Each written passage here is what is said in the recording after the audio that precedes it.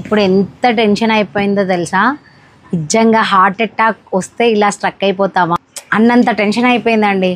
సడన్గా వర్క్ నడుస్తుంది, మగ్గం వర్క్స్ కటింగ్ చేసి పెట్టాను. చాలా అర్జెంటు, ఇద్దరే వర్కర్స్ ఉన్నారు. నాకే కాదండి, మొత్తం బొటిక్స్కి షార్టేజ్ ఉందని విన్నాను.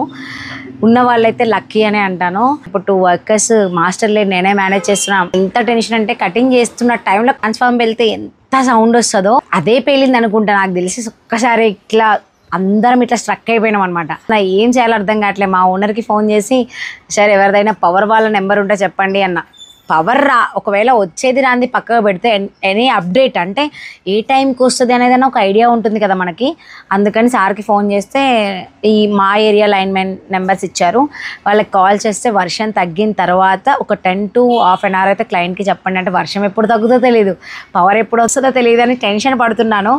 నిజంగా అండి, మాతో దేవుడు ఉన్నాడు అనిపించింది. అప్పటికప్పుడు ఎగ్జాక్ట్గా 20 minutesలో పవర్ వచ్చిందండి. లేకపోతే మగ్గం వర్క్ బ్లౌజెస్ పెళ్ళివండి, అవి నేను రేపైనా ఇవ్వచ్చు. ఈరోజు డెలివరీ ఇవ్వకపోతే నాకు ఇంకా చుక్కలు కనబడతాయి అనమాట. ఇలాంటి సిచ్యువేషన్స్ ఫేస్ చేశారా? చేసే ఉంటారు. అబ్బో ఎలా చేశారో నాకు తెలియదు, కానీ ఇలాంటి సిచ్యువేషన్ ఒకటంటూ మాకైతే వచ్చిందండి. టైంకి డెలివరీ, అదే టైంలో పవర్ కట్ అయితే, వర్కర్స్ లేకపోతే, మాస్టర్ లేకపోతే ఆ టెన్షన్ ఉంటుంది చూడండి. ఎన్ని ఫేస్ చేస్తామంటే నిజంగా ఎలా చెప్పాలి, క్లయింట్కి ఫోన్ చేయాలేమో, ½ an hour ఆగి మేడంకి వచ్చి ఇంకొంచెం లేట్గా రండి అని చెప్దామని అనుకున్నాను. అనుకునే లోపు థ్యాంక్ గాడ్ పవర్ వచ్చిందండి. మీరు ఇలాంటి సిచ్యువేషన్స్ ఫేస్ చేశారా ఎప్పుడైనా?